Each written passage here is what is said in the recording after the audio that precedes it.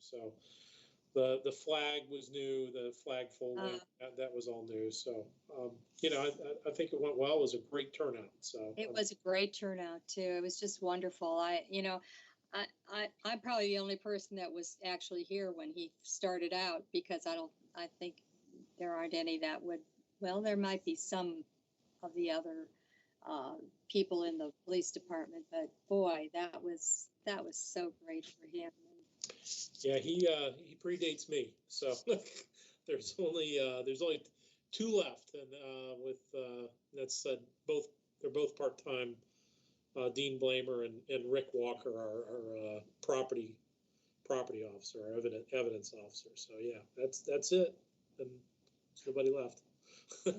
Yeah, well, these are very strange times as well, and to show that beautiful time, it was just wonderful.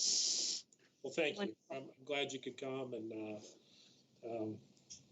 you know, it was nice to have that big of a turnout.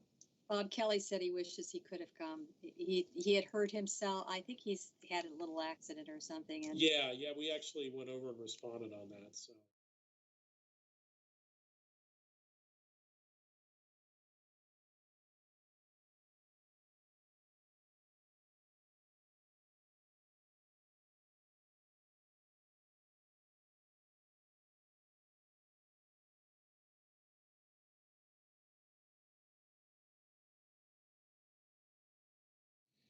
He's getting up there, but yeah, I know. It's hard to believe we are all getting old, aren't we? Yeah. I know I am.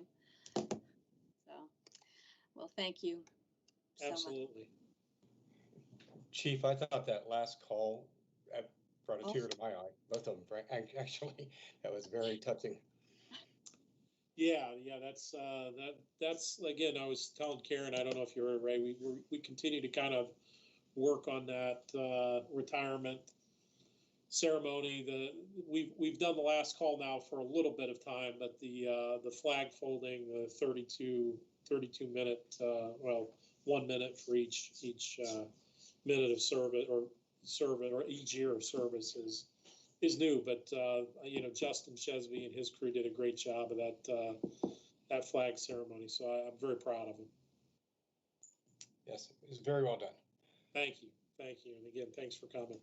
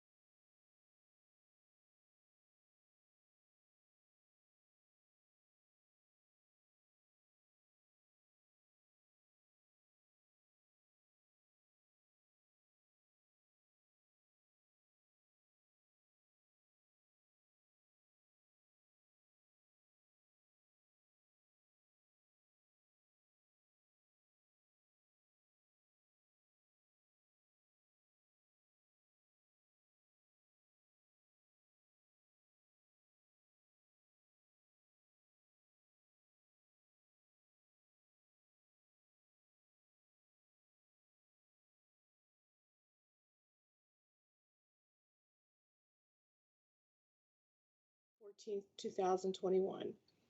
So first up, we have items from civil service. Call to order. The call to order. I did. Didn't I Yeah. say? Don't we need to like call the roll? I don't think we call a roll for committees. Never have before. Really? Not committees. Well, Yeah. we should. What can I say? I like to say yes here. Okay, Move duly on, noted. move on, Nancy. Well, okay. Well, I always thought we did. first up, items from civil service. I don't know who's speaking to this. I believe our Director of Human Resources will be speaking initially. Oh, Yeah, I okay. just didn't know She's if here. Pam had Are you here? anything to. Yeah, can you guys see me, hear me? Yep, I can hear you. My Wi-Fi has been a little spotty. So Chief Spence and I are here today to amend the civil service rules. You will see on the agenda, the Civil Service Commission did recommend to council to approve the rules change. The rules change is in Rule 13, which is the police officer section. It's to add section 13.13 for lateral police officer appointments. And the language is that will allow the city to accept applications from full-time police officers with arrest powers certified in any state within the United States with no break in service for 2 years at the time of application, without taking a civil service exam as outlined in Rule 13. In addition, those lateral candidates must meet the criteria in Section 13.01, which is the acceptance of application, and Section 13.09, which are removals from the eligible list. And then lateral candidates must be approved by the Director of Public Safety prior to appointment. And I'll let Chief Spence speak to some of the reasons for this requested change. Hi, thank you. As we began our traditional hiring cycle with outside of this or not having this process, we are down to probably, I believe, about 12 applicants from a very small, probably the smallest applicant pool that we've had ever.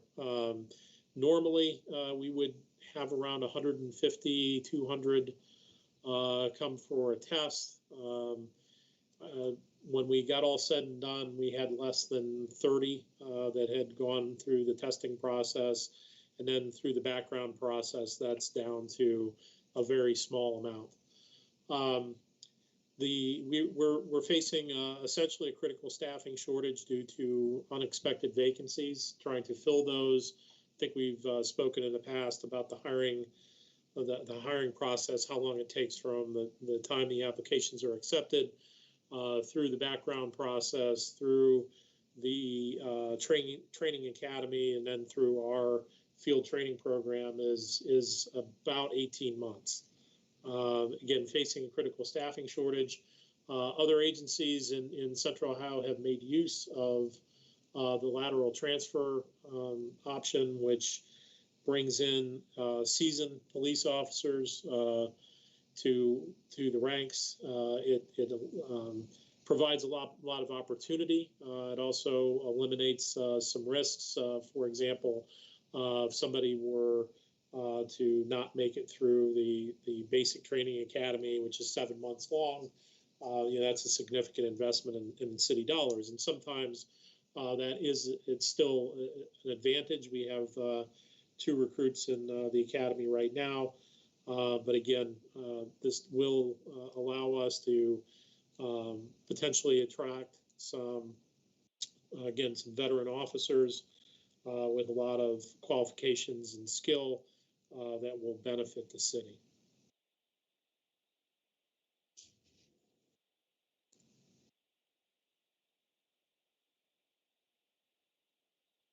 Yeah, I was on mute. I was asking if there are any questions. Sorry. So are there any questions from this? Is the only red line on page 31? I mean, is that the only thing that's actually changing? Yes, it's the addition of section 13.13. Okay. There are no other and changes. There are no other changes. No. I didn't see any, but And I'm, if I could, I might add, we had a very robust discussion with the members of the Civil Service Commission. They asked a lot of questions regarding this request and also police hiring in general. Again, we had a lot of great questions from the commission members. I think we're going to circle back. They had some good input. I think we're going to circle back with them as we work through this process this year and try to report out on some of our findings through these hiring cycles. Okay, thank you. Karen. yes. So you have somebody that comes in with like 10 years of experience from another place. Do they have to go through that 18 months or do you automatically bring them in at the rate what they were when they were at the other place? So they would come in if they were certified in the state of Ohio, they would enter directly into our field training program. Generally, that program is geared toward new officers, so we're working on a modified version of that as well. They would come in with that experience, but they would not, in terms of seniority, they would be an entry-level officer. There are some things that do transfer in with any city position in terms of, retirement credit and that sort of thing. But the short answer is yes and no, but they do not have to go through the basic academy. If they come from out of state, there's a rather detailed process. And let's say we had an officer that transferred in or came to the city a few years ago. He came from North Carolina. He was a serving officer with the Hickory, North Carolina Police. And then there's an audit that occurs of that individual's training and advanced training by the Ohio Peace Officer Training Commission. Very similar to if you've been following the news on the chief of police that's coming in from the city of Detroit. That chief will go through an audit by the Ohio Peace Officer Training Commission. There's usually a block of training that they have to complete, and then they take the state examination. And it's usually Ohio law, domestic violence, some of the things that are Ohio specific. So that's the process. Thank you, Chief. Okay, so you're asking for a waiver of second in emergencies. Anybody have a problem with that? No, Nancy, I don't have any problems. All right, so consent agenda or regular agenda? Consent is fine by me. Yeah. All right, so the ordinance 0039/2021 will be on the consent agenda for next Monday. Okay, next discussion item from the Director of Economic Development on the Crescent. Mr. Strum. Good evening, everyone, and hello for the first official time in my capacity. Thrilled to be here. I know I've had a chance to connect with a number of you, both formally and informally, but I'm thrilled to be here to participate in this evening's committee meeting. A couple things I wanted to advise you as it relates to the Crescent project as we continue to move that project forward and work through the development agreement that this body has already approved. A couple nuances and a couple things that I want to make sure we were all aware of as we moved the project forward. One, in most particular, I'm in receipt of draft legislation I hope to bring forward to this body at your June, I think it was 28th, so in 2 weeks, your formal council meeting. So anytime between now and then, if you want to work through Mayor Jadwin to connect, would love to be able to review any questions you might have about those formal pieces of legislation, specifically around the Tax Increment Financing or TIF document, as well as the New Communities Authority or NCA. What I really want to discuss briefly with you this evening is around the NCA. There's a couple different nuances with that document that I think the body needs to be aware of as we move forward on it that are new wrinkles in the public process that you may not have been experienced to previously. Most importantly, when we file with the council on the 28th, that starts a public comment period and public hearing process. So I'll be working with Pam and with Crystal once that is formally filed with the council to begin the public comment process, the advertisement process of that NCA, and then a public hearing. Most likely it would be probably before a hearing. The hearing will be probably before a future council meeting or committee meeting that I'll work with Pam and Crystal to kind of work through those questions around. But we're required to have a separate public meeting prior to the council formally acknowledging or reviewing that document as a public body. So just be aware of that as we go through that process. The second thing, and I talked to the mayor about this a little bit earlier this evening, Ohio Revised Code allows for certain appointments to the NCA, the New Communities Authority, as a quasi-public body itself. The city has allotted 4 appointments to that NCA. The developers allotted 3 appointments to that body. The question that was posed by legal counsel for the developer was, how are those appointments distributed to the city? I think the cleanest way to handle that would be 2 appointments by the administration, 2 appointments by council, just to make sure all interests are covered and all appearances are equal. But the city does have full say over how those appointments are managed. We can prescribe to the OEC process, which are more what I'm called ex officio. They're designated roles: mayor, president of council, director of development, engineer, things of that nature. But it does allow for that discretion by the body to determine what that composition is on that NCA. Why that's important is once the council votes on the actual New Communities Authority itself, obviously if approved, and all that's kind of been worked through in the original development agreement, but once the body actually votes on it, within 10 days, that New Communities Authority is adopted by the state of Ohio, and then we have to have a board ready to go. So that's something for you to think about in the back of your minds as we're going through the next 30 to 45 days of process, maybe 60 with the 2 week in between here, just so you're aware of that process. The second thing I wanted to bring up outside the NCA is related to the tax increment financing.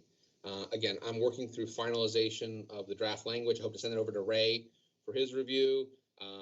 Any council members who are willing to do that, more than happy to work through Mayor Jadwin to connect on that issue as well. But there is a hard and fast date that was articulated in the development agreement that the TIF legislation has to be, what was the word they used? Bear with me one moment while I look that up. I believe it has to be fully approved and effective by August 16th. And given that I wasn't here at the time when that development agreement was adopted by the council, my assumption is that was some type of poison pill of sorts to kind of make sure that all parties remain motivated in execution thereof of the agreement. So I want to put that in the back of your mind as well. When we bring the TIF legislation, hopefully to council on the 28th, and we move forward in that review process and moving that ordinance forward operationally, and we provide the notices to the local school bodies and everybody else, that we do have a hard and fast date of August 16th to get that finalized and adopted by the council. So I wanted to bring that to your attention, let you know that we are moving forward on these items. I see Mr. Renner has a question, so I'll be quiet and listen now more than anything. No, thank you, Mr. Strom. I really do appreciate the heads up on this, and I think you gave a really good summary. I don't know how this affects, maybe your timeline was just for illustration purposes, but the June 28th is actually a committee meeting. Our next formal meeting is the 21st, so. Yeah, I apologize. It's a committee meeting. We can do it at any time in a public meeting.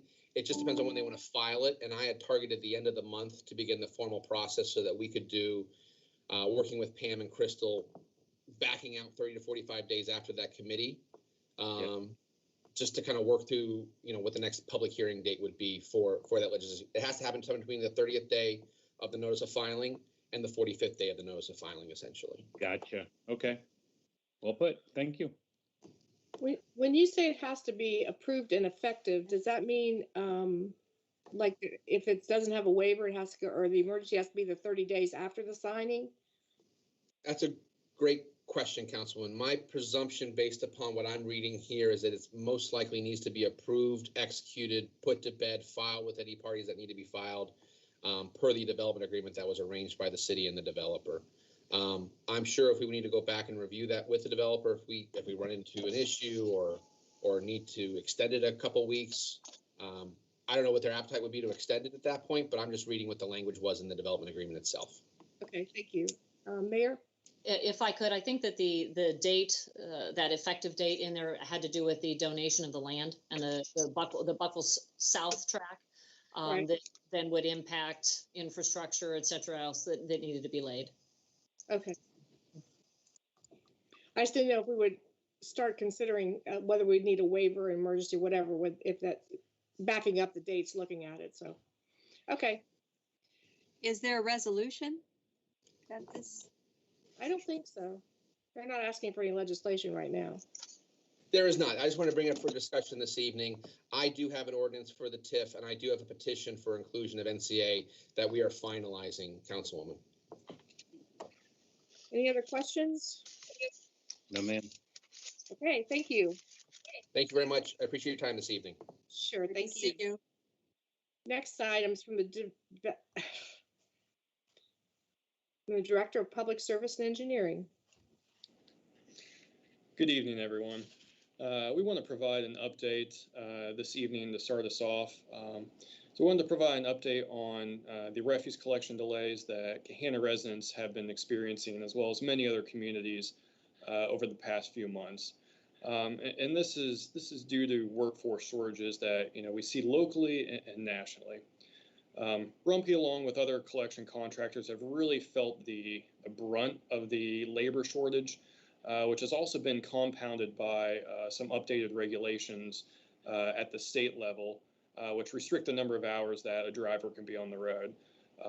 So the additional collections that they have to collect and the shortage, they can't work more hours. They're cut off, whereas this is something they used to be able to do years ago. And then, of course, there still is increased collections due to the pandemic. So my operations manager and myself, we've been in constant communication with Rumpke. We've been talking to them weekly, sometimes multiple times a day. We have worked very closely with them over the past few months on the steps that are being taken to reduce the delays. Rumpke responded quickly and immediately to the situation by raising wages to keep those drivers on the road, tripling recruitment to get more drivers, lowering the driving age, increasing sign-on and stay-on bonuses, adding attendance incentives, and many other things. These operators have been working their butt off to try and get everything collected within the hours that they're allotted. Thankfully, because of these measures that Rumpke has taken, they have seen a very steady increase in applicants. And the latest update that we received from Rumpke was they have 33 candidates in background and 22 in training. And that's tracking to have well over their minimum levels. While those steps are more towards a permanent resolution, they have taken steps immediately to address this shortage and the lack of workforce in our town, as well as other cities around us and within our consortium. Rumpke has brought in even more drivers from surrounding areas such as Crawford County, Lima, and they've actually been putting them up in hotels locally so that they can stay here and be readily available to help with the collection. I am really, really happy to report that there were no delays last week, and there currently aren't any delays this week. With these increased drivers, with the drivers from other areas here, we're really starting to see the light at the end of the tunnel, and everything's really lining up, and we do not expect any more delays thanks to these measures. Well, that's good news. I'm sure people will be very happy to hear that. Yes, yeah, and I know it goes without saying, but we truly appreciate the residents' patience and understanding, and we know that Rumpke shares the same appreciation. Well, any questions about that? Oh, Marissa, you had a question. Grant, I'm just curious, what is the driver age? It looks like it's been reduced to 20, is that right? Do you know? I actually don't know that answer. I can certainly reach out to them and get that for you. Okay. You don't need to do that. I was just curious.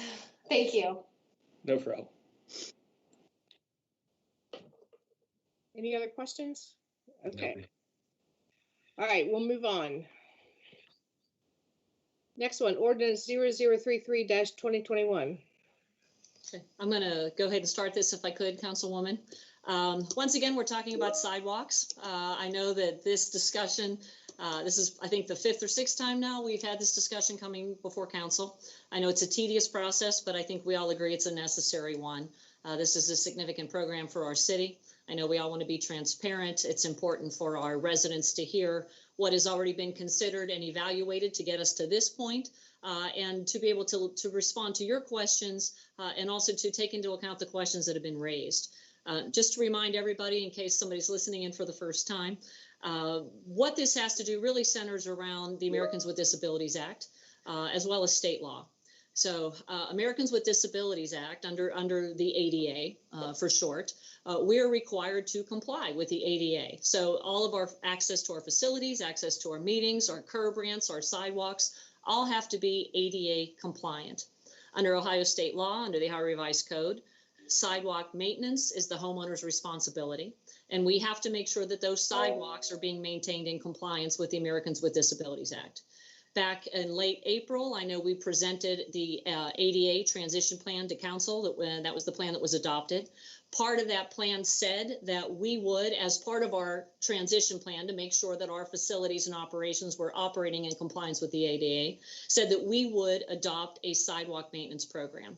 So back on May 24th, which in many ways seems like a lifetime ago already. It was just a few weeks. It was before Memorial Day, to put that in perspective.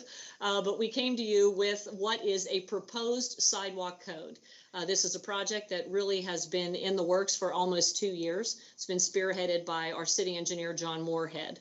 And it is really a program that certainly over the last year, we have devoted a significant amount of time to evaluating standards, evaluating assessments, evaluating street trees and the impact on street trees and what that might look like, the financial ramifications for the city.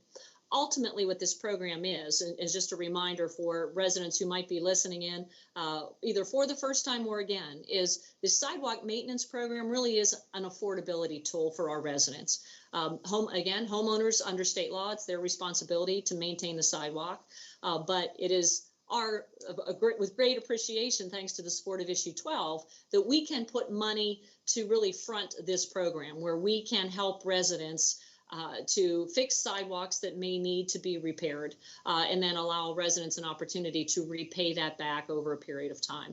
So over the last 3 weeks since we've had a council meeting, I know we've had some questions. A few of you have reached out to us with some questions or forwarded a question from other residents that you may have received. At last week's council meeting, we also heard some commentary from several residents about more street trees than sidewalks. There were some sidewalk related comments in there as well, but some about street trees. So I'm going to turn this back over to our city engineer, our chief sidewalk person in charge, guru, John Moorhead. Thank you, Mayor. Good evening, Council. It's good to be back here again, and we're going to walk through the ordinances that are on the agenda tonight to be moved forward. At the last discussion, we did advance all 4 of these to a first reading, which occurred last week. And then this is the follow-up to the first committee meeting for further discussion of these ordinances, and then moving into a potential second reading of them. The first thing, the mayor mentioned that we did have some feedback over the last few weeks, and I wanted to hit on a couple of those questions and make some clarifications before we go into a review of the items on the agenda. One was related to the standards or the design standards for the new sidewalk, and whether or not this program would be building new sidewalk where it doesn't exist today. And just to recap, this is purely a maintenance program. It is maintaining existing sidewalk throughout the city. And when I say sidewalk, I mean just sidewalk, not paths. If there are new sidewalks to be constructed, that would occur through a capital budgeting process that is preceded by design, survey work, planning that route, and then ultimately going to a public bid for sidewalk construction. So again, this is just maintenance. That's what the sidewalk program we're presenting tonight is. Another question that we received was regarding the program area itself. And what does that constitute, and what does that mean for people inside and outside of the program area?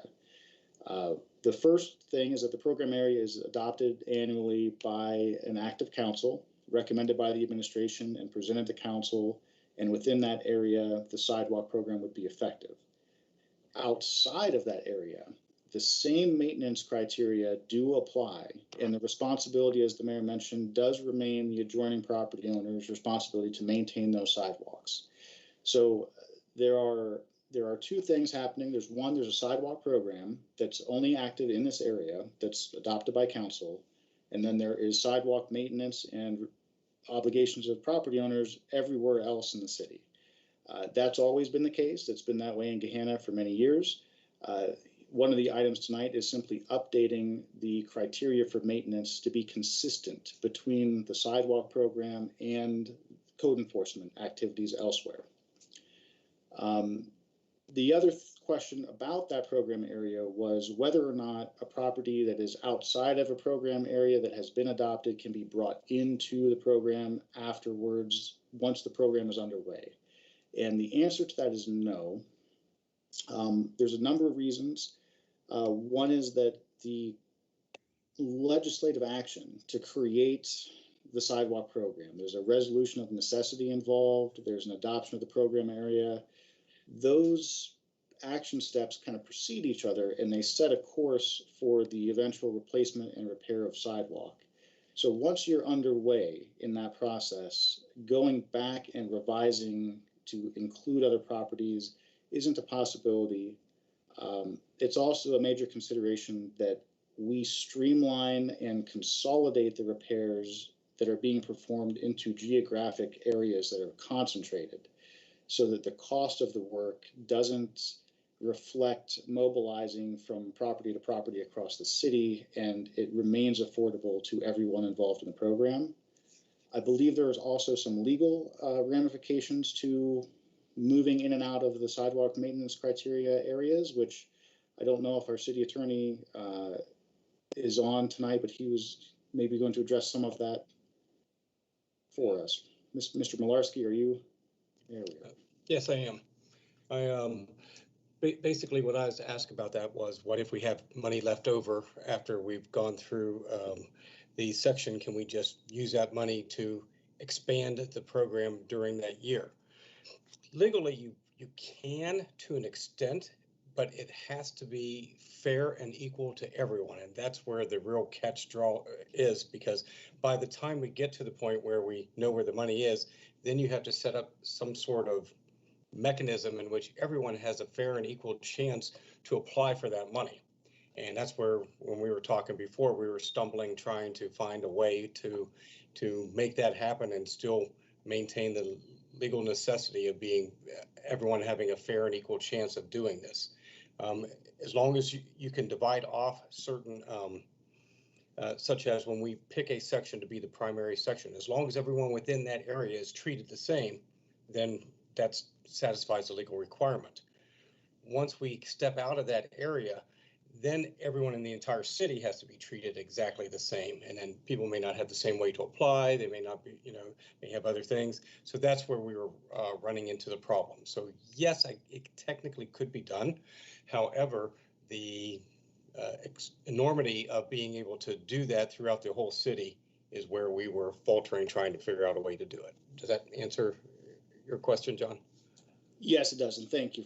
And that gets to, once it's opened up outside of the program area, budgeting for that, planning for that, allowing the opportunity for the entire city to take part in the assessment process that's happening within the program area, that's something that defies our budget process and our ability to administer that program. Thank you, Ray. So those are the clarifications from kind of outstanding questions that we had heard since the last few weeks. So with those, I'd like to work through the ordinances themselves. And the first one is, I believe, 33/2021. This is an ordinance to amend Chapter 521. This is 52106. And this particular ordinance is an update to the existing code. Its purpose here is, as we mentioned earlier, to get a comprehensive list of sidewalk standards effective so that code enforcement activities outside of a sidewalk program can have the same standards in place of what we're proposing for a sidewalk program. The standards that are in code right now, they're written, they're codified there, and what we are doing instead is adopting a document that outlines what those standards would be, that property owners would maintain their walk to. And whether or not we move forward with the sidewalk program ordinance tonight, we are recommending that this ordinance proceed to a second reading so that we can update the standards and allow code enforcement activities to proceed without the uncertainty that a future program might change their enforcement actions. So this section here, if you're reading through and looking at the red lines, it's making the language of defining the entities that are subject to sidewalk enforcement consistent with the sidewalk program. And then it is also going through and referring to the City of Gehenna sidewalk maintenance guidelines as opposed to hard coding maintenance standards within the actual ordinance. Are there any questions on this ordinance itself?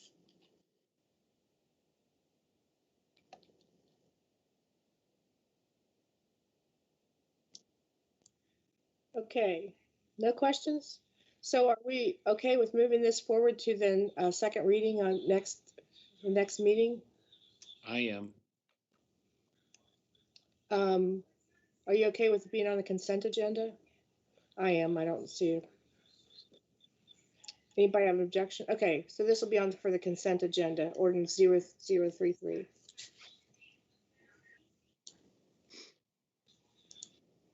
Okay, Okay, so that brings us to ordinance 0034. This again, similar to the previous ordinance, we are recommending it go forward for adoption to second reading, be moved forward tonight. This is an update to the construction standards for sidewalk within the city. So whereas the previous section was maintenance criteria, this section describes how new walk is constructed or existing walk is repaired. And the update here is to reference the Public Right-of-Way Accessibility Guidelines, or PROAG, which is stemming from our ADA transition plan. What this document does is it describes how sidewalks within public right-of-way can be maintained in ways that consider the challenges of working within limited property rights. The right-of-way is a narrow band of land where you can do work, and there are restrictions there that might prevent you from meeting the full extent of federal code for sidewalks. We are asking that this be advanced forward as well, and the new sidewalk program code will refer to this section, but it stands alone in city code as something that we want to have regardless of a sidewalk program. okay, any questions on that? Nancy, I do. Okay, Hey, John, thank you. The PROAG, is that on the city's website, or are there specifications that anybody can go see, or do you plan to have those up there on the website soon? I don't believe they are currently on the website. They are available publicly through I believe it is the Federal Right-of-Way Access Board is the name of the company or the organization. But we can link to that for the sidewalk. We'll certainly provide links to that so it can be read. And I have been getting questions about that, so, and I'm also interested, so thank you. We can certainly add that to the website. I wasn't sure, John, I don't know if those were shared back in the end of 2019 when we initially started presenting sidewalks. I thought maybe they were at least summarized back then. So we can also perhaps refer to that link from that council meeting. I'm looking at John on the screen. Yes, I believe we did share some of the more pertinent criteria that are listed within it, but the entirety of the document, I don't believe we posted out. So we can add that to the website. Awesome. Thank you.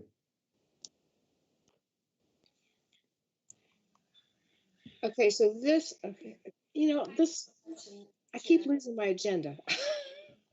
Okay, so this ordinance would provide for the actual, if you were like replacing your sidewalk, what standards you had to follow to as you could within the limits of your property, you know, like the depth and all that kind of stuff. Is that correct? Yes, it is. Yes, it provides kind of the reference material for how do you go about fixing or building a sidewalk in the city of Gehenna. Okay.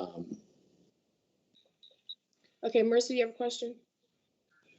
Yeah, I guess I'm having a little bit of difficulty. So maybe John, you can walk me through this a little bit. So I'm on the access-board.gov/ProWAG website.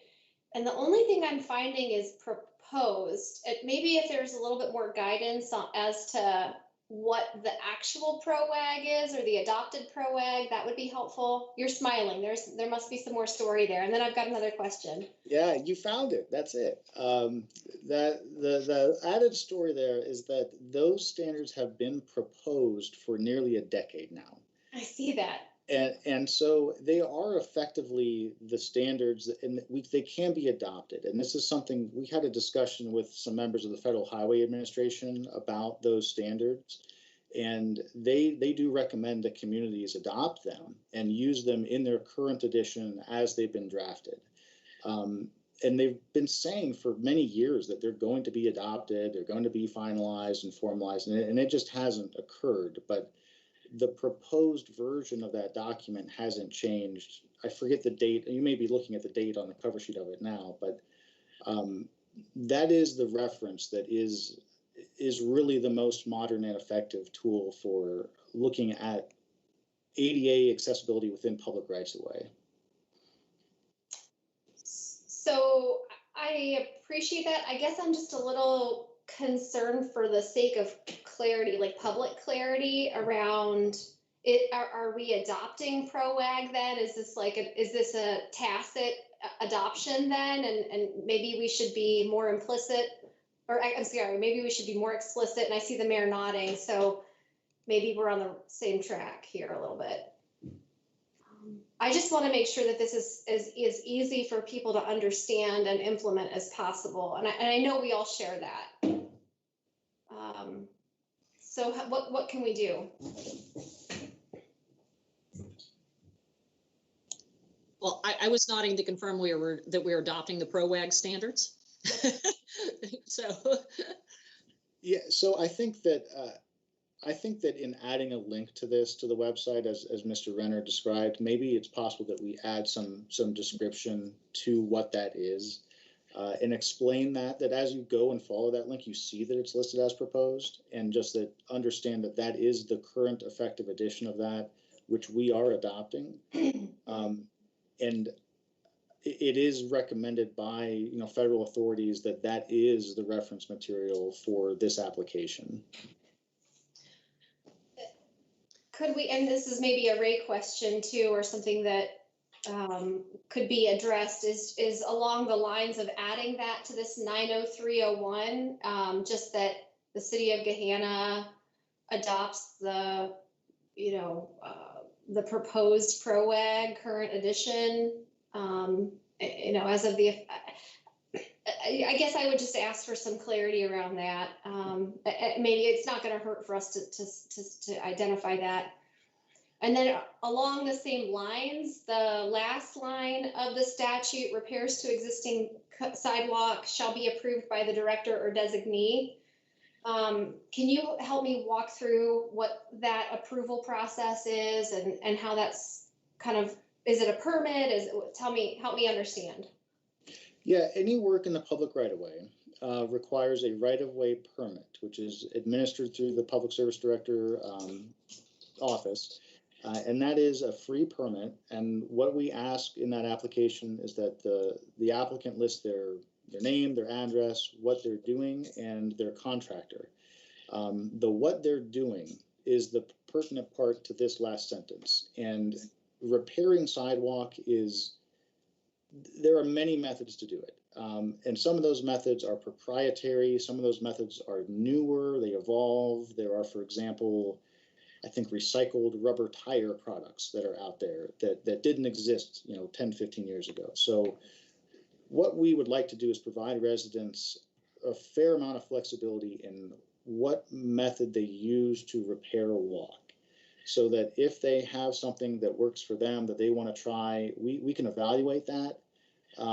And if it stands a fair chance of success, we'd like to allow residents to do what they want to do with the sidewalk fronting their property, so long as it isn't creating some problem that might violate ADA guidelines or lead to some other safety concern. Okay. Yeah, that's wonderful. I guess just from a communication to residents perspective, maybe something like repairs to existing sidewalks shall be approved by the director or designee in conformity with the, and then reference the permitting process that goes with the right-of-way, the right-of-way permit. I'm just thinking that might help link people back to how to obtain that right-of-way permit too. So if I could, and John, you might be a little bit more familiar with the code, and this is probably this might be a Michael Blackford question, and he's not available this evening. But I'm presuming there are other sections in the code, whether it's the 900 chapter or otherwise, that chapter 9, that deal with the permitting requirements, etc. for that. So, I mean, either I would.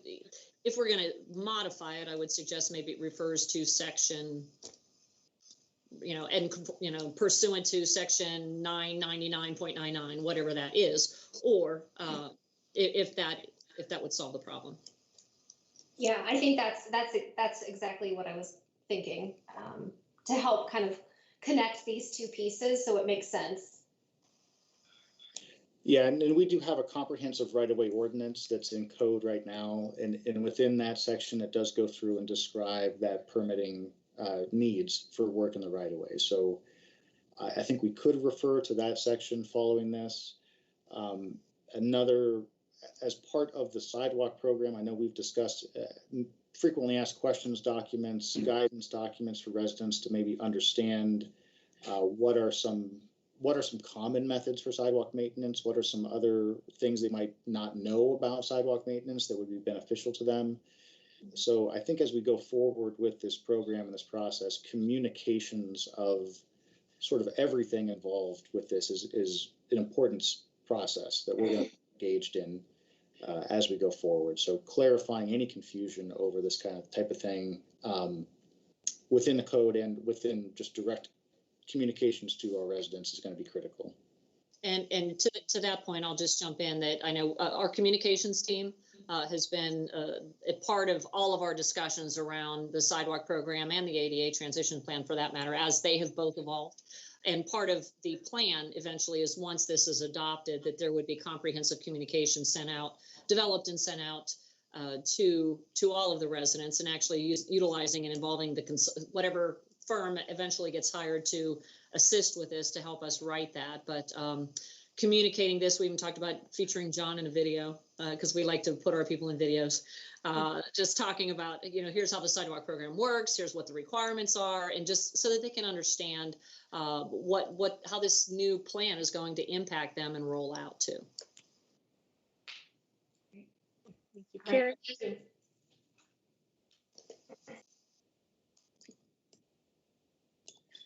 Yes. Is there a difference with the type of product that's used to do this between the sidewalks that have grass on each side and when you go to the area where you have cars driving in? Isn't there a different standard for that area than the ones that are just walkable? Are you referring to the sidewalk? I don't know. I think I got that. Do you mean like where sidewalk crosses a driveway? Correct. Yes. It's a different type of procedure. It's thicker. It is a thicker section of sidewalk. So normal concrete sidewalk between the grass would be 4 inches thick. Across your driveway, it's 6 inches thick, as is most of the rest of a concrete driveway. So we probably wouldn't allow, say, crushed pop bottle sidewalk in your driveway, just because I don't know that it would hold up to vehicle traffic. But yes, there are differences. And that is common for people to know? It is not, no, but you know it. I know it. I feel really, no, I saw a neighbor, then they had a different type of thing. I just wondered if that was something common and that can be in some kind of form so that people know that. I know you have to have a contractor, so most contractors would probably say you have to have 6 inches instead of 4, but that's just another little glitch that kind of got. That's a good point. I didn't know that until we had ours done, and then we found out that it has to be different. So, Yeah, and that is a good.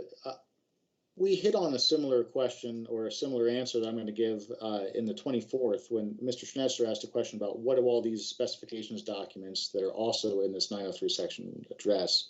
There is a drawing that the City of Columbus publishes that shows that difference. Through a driveway, and that is a resource that we do provide folks who are looking to repair sidewalk, especially through a driveway. So we have that accessible. We do send it out to folks, but again, that is in a world where we're communicating very clearly all the things you might need to know about sidewalks. That's one thing we could put on our website. Thank you. Okay. Any other questions? No, ma'am. So they're asking to move this section also forward on Monday. Anybody have a question or concern with this being on the consent agenda? No. Okay, all right, so 0034 will be on consent. All right. I'm sorry, would there be any of the edits that we discussed, and does that need to not be on consent then? I think maybe it should be on regular agenda, or if there's some amendments to be made. Yeah, I was going to ask if council wanted those amendments to be made. Thank you, Councilwoman. That would be the reference back to either the comprehensive right-of-way ordinance or just perhaps the chapter, a chapter section, whatever that is, chapter or section. So that would be as amended. Okay. So that'll be on regular agenda. All right. All right. Okay, we're down. Next one, 0035 2021. Okay, I believe our Parks Director, Stephanie, is going to introduce and discuss this item. So guest appearance by our Director of Parks and Recreation. Take it away, Steph. Thank you, John. So for Ordinance 0035, the changes that were brought forward in May are specific to referencing sidewalks and multi-use paths, as well as replacing the injurious list to be referenced directly to the comprehensive landscape plan. And also, we understand that the penalty section of 913, which is 0.99A, the discussion of replacement of trees needs to be clarified to remove any of the discrepancies within the sidewalk program. So residents will not be required to replace a street tree as part of the sidewalk program. Residents are, of course, able to do so if they desire, and they would follow the guidance of the comprehensive landscape plan in order to do that. But we would like to take Chapter 913 back to the Landscape Board to discuss and amend to remove any of those discrepancies and clear up that confusion. Stephanie, if you could maybe repeat what you said at the beginning. I don't know. I saw some other faces. You were cutting out a little bit, so. We were doing I apologize. I saw the dog look. I apologize. So the Chapter 913, what we requested in May was to have information specific to the multi-use paths and sidewalks, as well as replacing the injurious plant list to be referenced directly to the comprehensive landscape plan. So those changes are still being requested. However, we do understand that the penalty section for the replacement of street trees needs to be amended so that there is a better clarification and clear up any discrepancies with the sidewalk program. I'll stop there. If we're all on the same page, I'm happy to keep going if some more clarification is needed. Well, So, Yeah, Go ahead. No, go. I was clarify. You go ahead, Councilman. I'm sorry. I just, so Stephanie, are you saying that if somebody doesn't want a tree, you're going to get the clarification about that so that there is a process where people can actually say, yeah, you know what, I don't want a tree there. What will happen is that within the sidewalk program, you will not be required to plant a tree back in the right of way. Right. Now, again, like I said, if you want that tree, then of course, that's part of the process. But as the chapter 913 states right now, it could cause some confusion that you would be required by penalty. Yeah, understood. And thank you for working for that clarification. So we're not going to move this, you don't want to move this forward right now. You're going to take it back to the Landscape Commission to look at this, correct? That's correct. Gotcha. Any other questions? No. Okay. All right, thank you. So we're not going to do anything on this tonight, correct? That's correct. All right. Okay, next up. Thank you, Stephanie. All right, next up, Ordinance 0038, 2021. Okay, so this ordinance is the repeal and replace of section 52106. This is the draft proposed code that would go forward and create the sidewalk maintenance program in the city of Gehenna. And notably, it's a 5-step sort of legislative process that is spelled out within this code. We have establishing a program area, passing a resolution of necessity. That leads to a permission to bid a sidewalk program, an award of a contract to make the sidewalk repairs, and then finally the special assessments to pass the cost of the sidewalk repairs that the city paid back to the residents over this 5-year 0% interest period. So the code here is spelling out those processes through the various sections and detailing the different steps and communications that the city is going to provide to the residents within those areas. It provides important definitions for what will be occurring within the area itself. And then really is the legal framework for the city to proceed with this sidewalk maintenance program on an ongoing basis. We addressed some of the questions about this sort of at the outset of tonight's meeting and conversations about the sidewalk program. So if there are any other questions about this ordinance, I would ask that we kind of go through those. If there are none, we would recommend that this go forward to a second reading and adoption.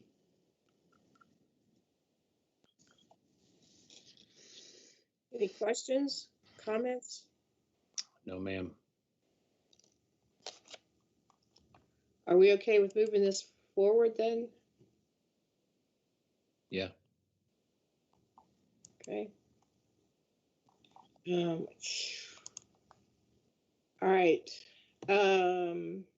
Everybody okay with this being on the consent agenda then?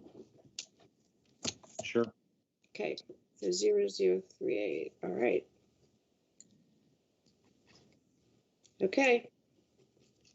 One clarification, I guess if we move both this item 38 and 33, I believe it was, together, they are duplicative of each other.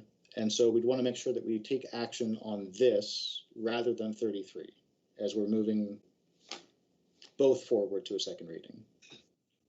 Okay, so we were doing 33 in case 38 got held up and took longer to adopt. So if we're going to do 38 and adopt it, we cannot do 33. Is that what you're saying? We can just like let 33 die? Okay. Yes. Okay, so 33 will die. And we will just adopt 0038. Okay.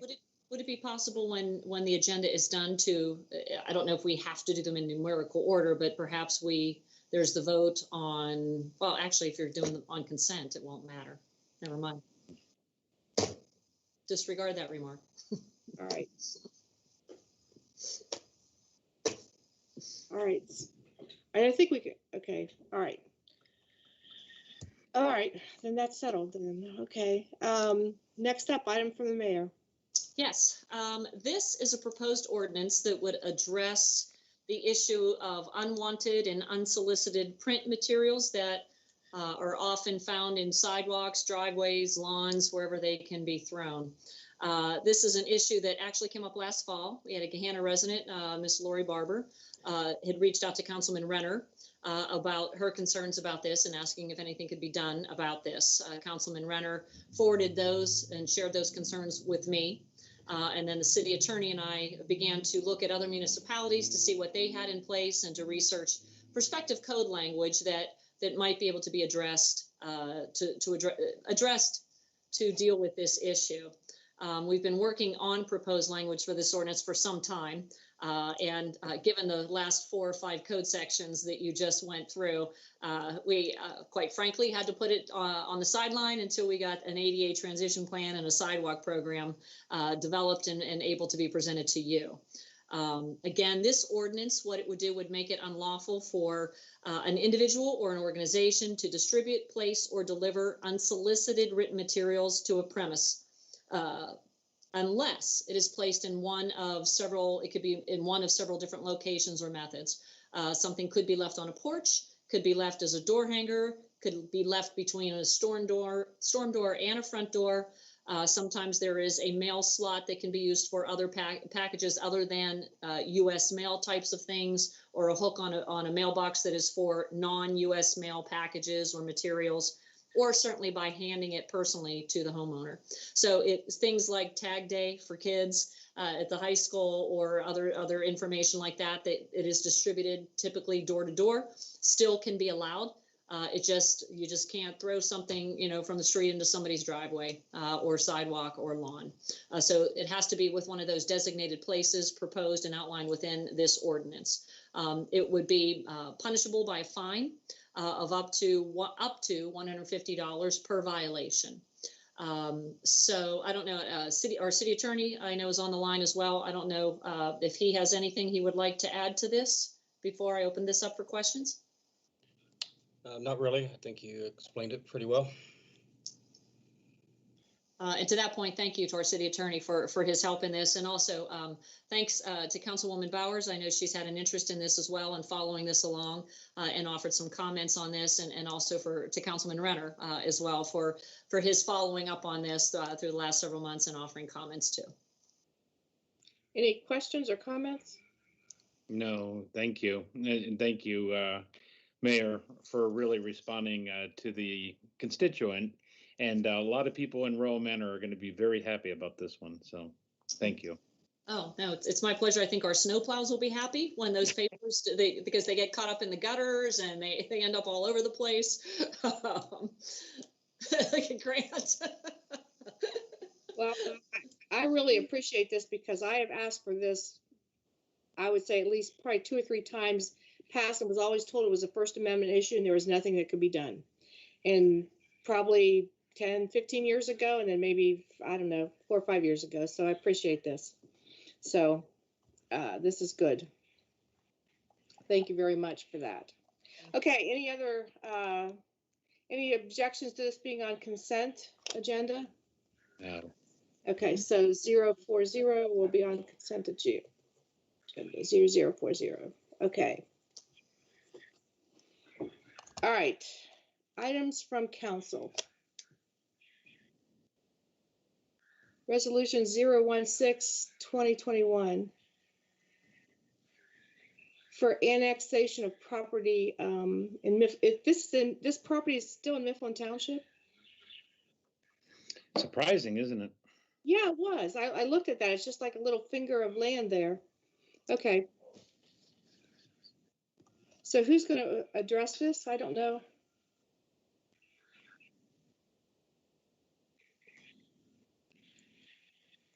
Does Pam want to introduce this? Emmanuel Torres, you're muted. The Torres family, Mr. Johnny Torres and Mr. Emmanuel Torres, are both on the line. They are the property owners. Okay. I do not know about this, so I apologize. Okay, thank you. Mr. Torres? Good evening. members of council, mayor.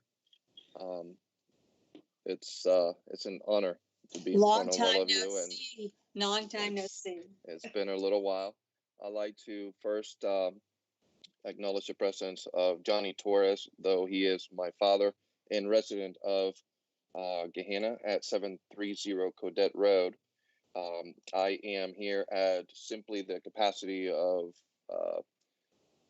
consultant agent, as I've been helping them through the process to acquire, annex, and also vacate some property that has been for many, many decades in the boundaries of Mifflin Township.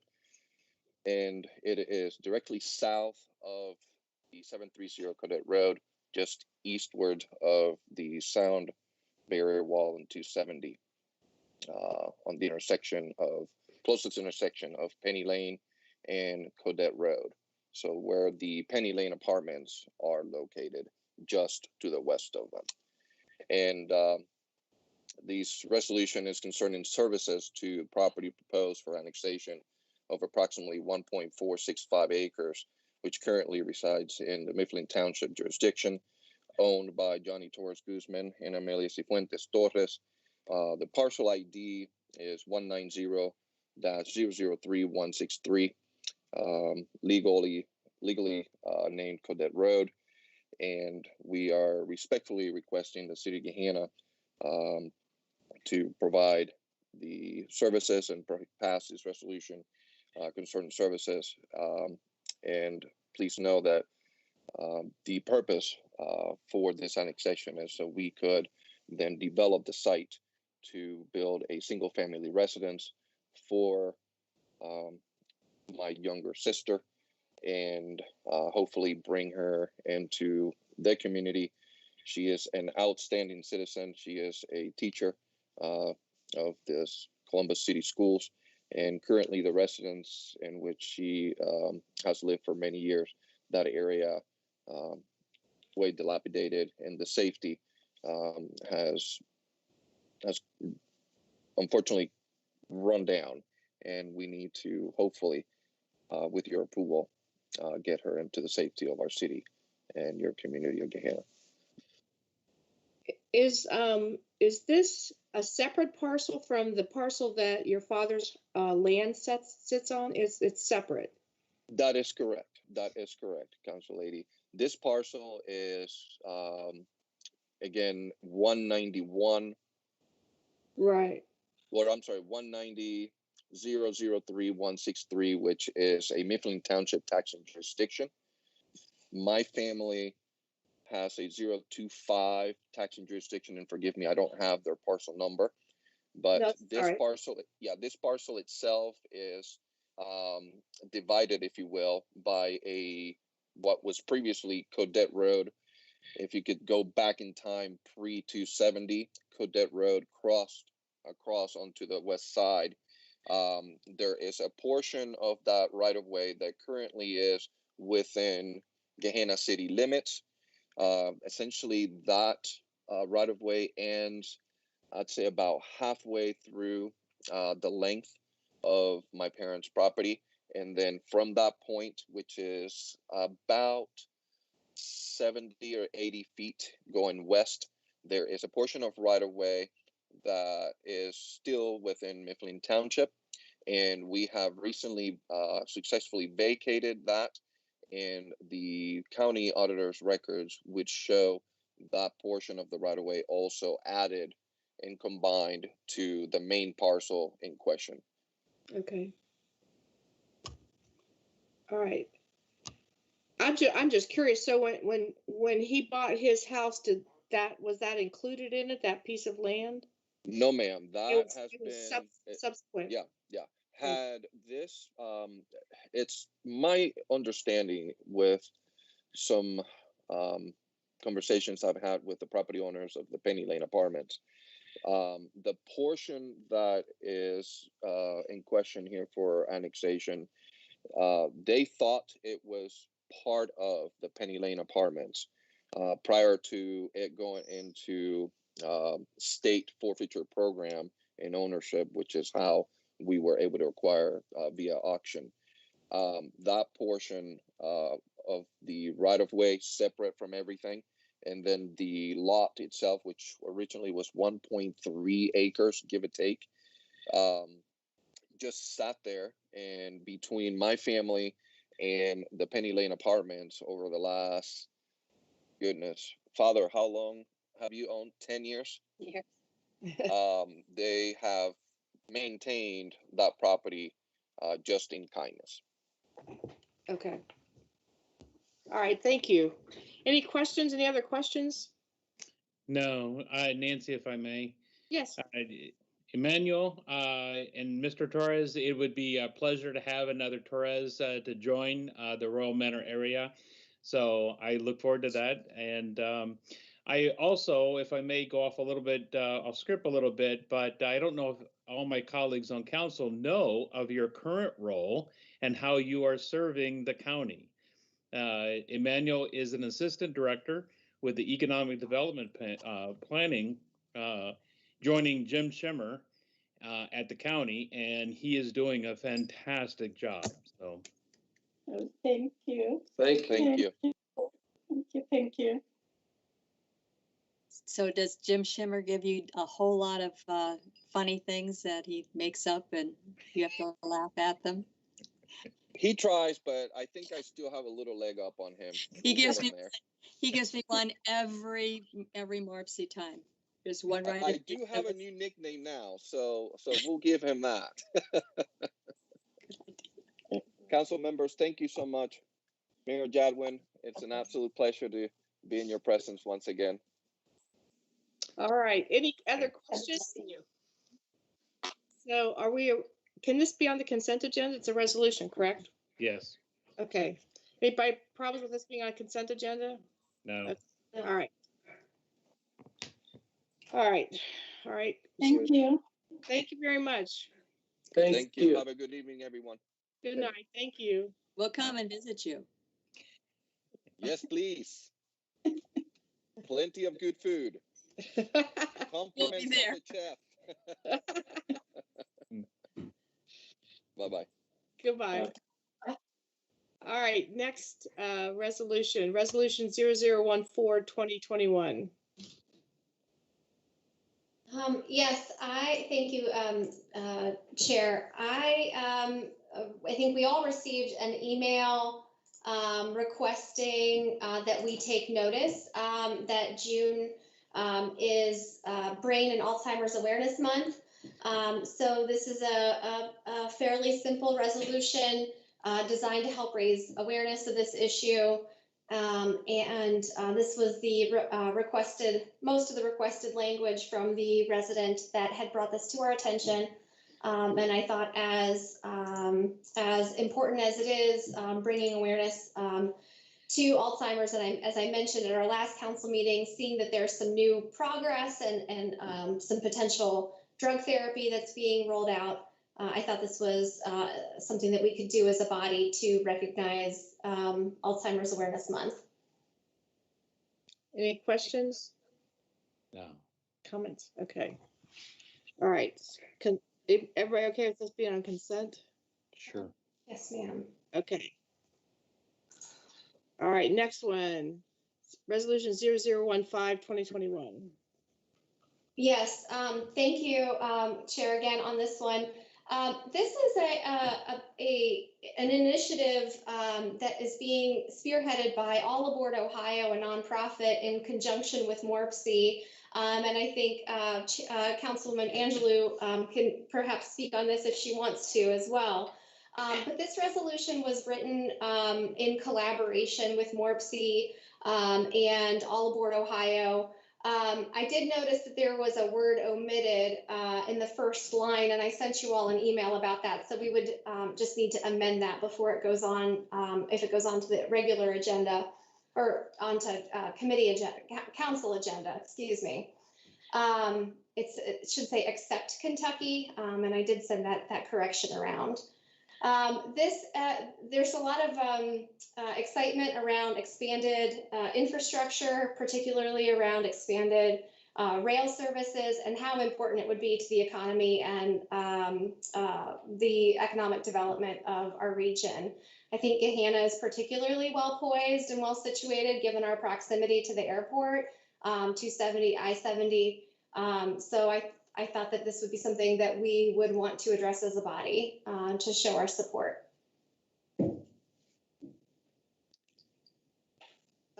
Any questions? Comments? I would just say thank you, Councilwoman, for bringing this forward. This is a tremendous initiative, and I'll ask our MORPC chair and Councilwoman Angelou to speak to it as well. But this was something you might recall. Amtrak was in town a few months ago, and MORPC had submitted an entire packet of information in support of this project. 22 municipalities had submitted letters of support for this. I submitted one on behalf of the city of Gehenna, designating and indicating our support for the expansion of passenger rail service. So I'm very excited that council would consider this as well, to take yet another step in supporting the expansion of this type of service in our region, because it really, given Gehenna's proximity, as Councilwoman said, as I wrote a while ago, I think it could be truly impactful for Gehenna and the future for our economic development opportunities. So, Councilwoman Angelou, I see you gearing up, ready to make a comment. I am gearing up here a little bit. Actually, you can see I actually wrote one with Director Murdoch for this. This is really important to, I think, about everything. And there is also another opportunity, because there are actually not the ones that are federally government done, but there's another one that have really some possibilities through, called Bright Light. I think it is Bright Light. And so there may be other options going through Dayton, etc.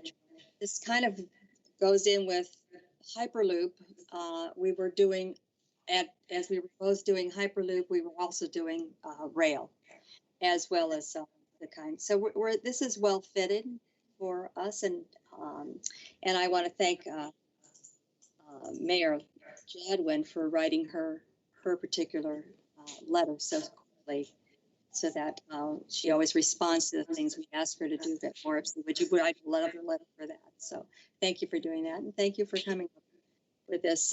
This is really an interesting option, and we can certainly hope that we get this, because it would really, we are the region that is the best region in this Ohio area.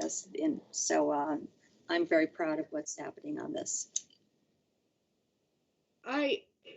Okay. Any other comments?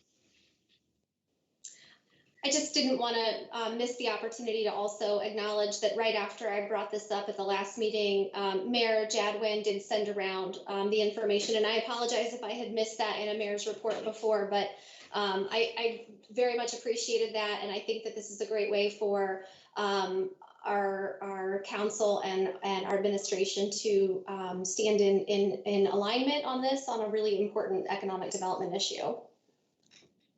Thank you. That's all. I have probably not been privy to as many meetings as you had, but I will be voting against this, because I am not in favor of passenger rail. I think it does not have a place in this area. I mean, there are places where it's very effective, places where geography is limited, like along the east and west coast, but I don't see it really as much of a viable way to move people in this area. It seems like there are other ways. I mean, you can get a plane from here to Chicago. It takes like an hour. Same with Pittsburgh. It's 49 minutes. I don't see that passenger rail is really a viable option. And it's just going to be a very expensive. It hasn't been around for so many years for a reason. And I just can't see that this is really going to be to anybody's benefit.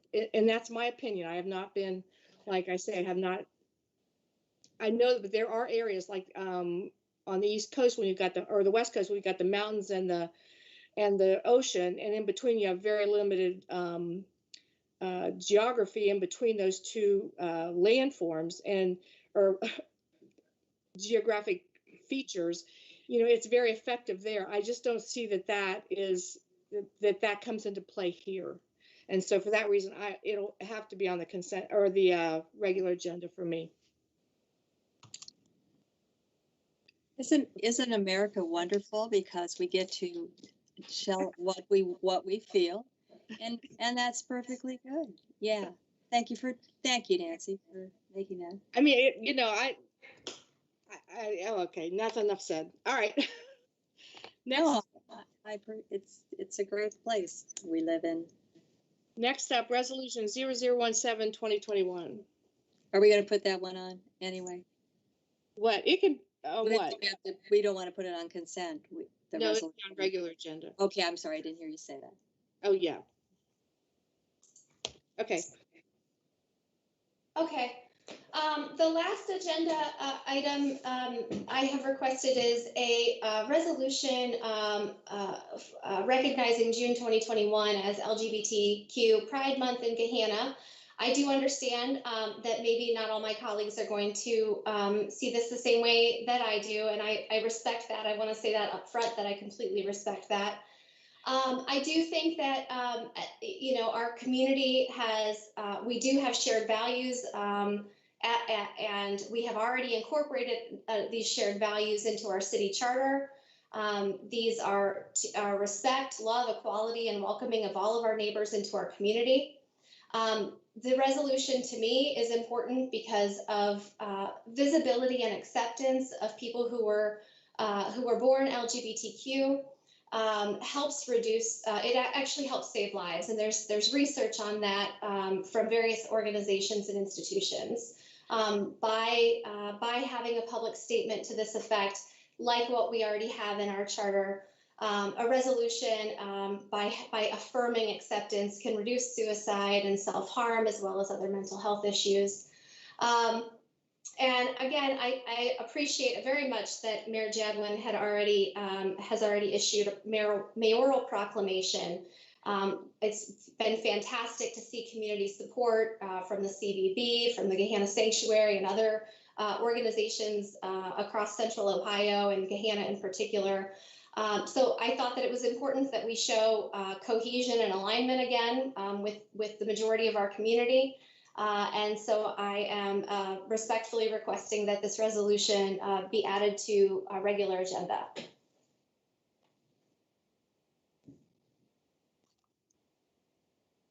Any comments or questions? No, I'm in full support of that, and I thought Marissa actually did a really nice summary of its importance, and also having this shared with the proclamation from the mayor. So, is there any reason this can't be on the consent agenda? Not at all. Thank you, thank you, Chair. Anybody object to it being on the consent agenda? Nada. Okay. All right. Well, that is the last item we have. Anything else? Oh, I do want to ask one thing, and this is not on the thing. Do we need to rescind the state of emergency or something that we did for COVID? I was thinking about that the other day, or just yesterday. I'll defer to Ray to just say whether or not to need to take a formal action, but I believe that it actually expired automatically when the state emergency. Okay. The state's state of emergency was lifted. So I have just presumed that it expired at that same time. And Ray and I. It did. Okay, that's all. I was just thinking about that, and I thought we probably ought to do something if we have to. All right. Okay, anything else? All right. Thank you very much. Good night. We're adjourned. Thank you. Good night.